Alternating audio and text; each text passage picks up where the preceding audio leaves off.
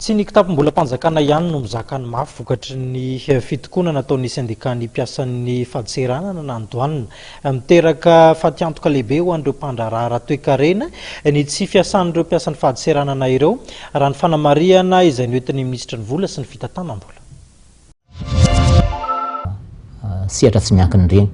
Misy ohatra hoany amin'izao fotoan'izao orinasa izay tsy miasa fa tsy 3 andro fotsiny ao anatin'ny herinandro. Satria tsy tonga ny matière première, misy zany rupture de stock. Noho ny tsy fahatongavana le conteneur zany aty amin-jareo, noho ny fisiny gré io zany dia teraka olana zany. Misy ihany koa zao ohatra mpandraraha anankiray fotsiny hoe bloqué ny conteneur ny 3 zao pour l'importation pour l'exportation. Zay ihany koa zany dia miteraka surcoût zay satria misy frais de magasinage alohan'ny zareo any amin'izay satria tsy mety fatamatavy izy. Mety misy ihany koa ny transfert n'ireny conteneur reny eny amin'ny parc, misy koa aloha amin'izany. Coût supplémentaire daholo ny zany. Ambato vy fotsiny zao entre 20 et 30 millions de dollars isaky ny herinandro ny coût an'io grevy ataony ny Saint-Pidou io.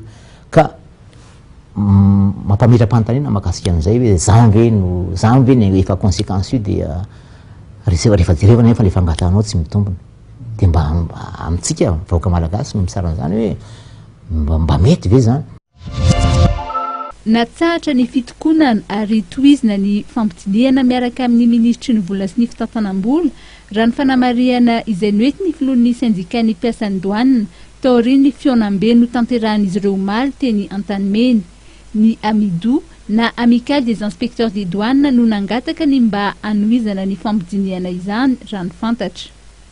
Hoe aloha tohizana aloha ny négociation satria everina efa misy détail tokony jerevana ihany ao anatin'le izy dia izay no mahatonga anay zany hoe mbola tsy mety amin'ny mpiara-miasa le izy fa ny zavatra tiana hatongavana fotsiny dia hoe izay mbola misokatra foana mandrakarivo matoa zay zany hoe nampijanona izay fitokonana amin'izay zany ka hiditra amin'izay hoe fifampiresahana izay dia misy dikany zany ao anatin'izay.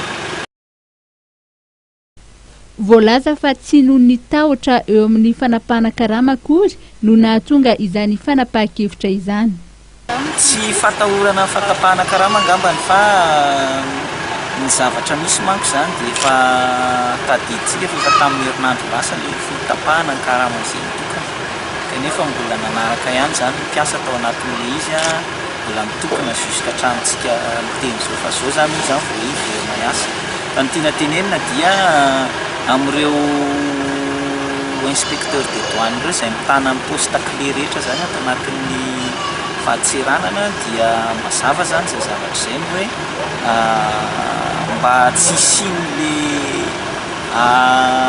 fifamasamahana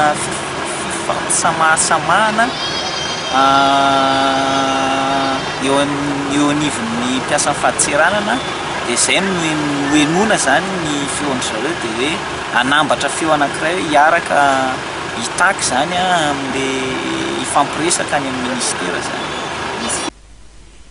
Tsy misy ny feim-potoana omenan'ny ministra. Raha fantatritsika tsara ny an'ny ministra dia hoe raha mbola manambanambana grevy ianareo dia za tsy resaka aminareo.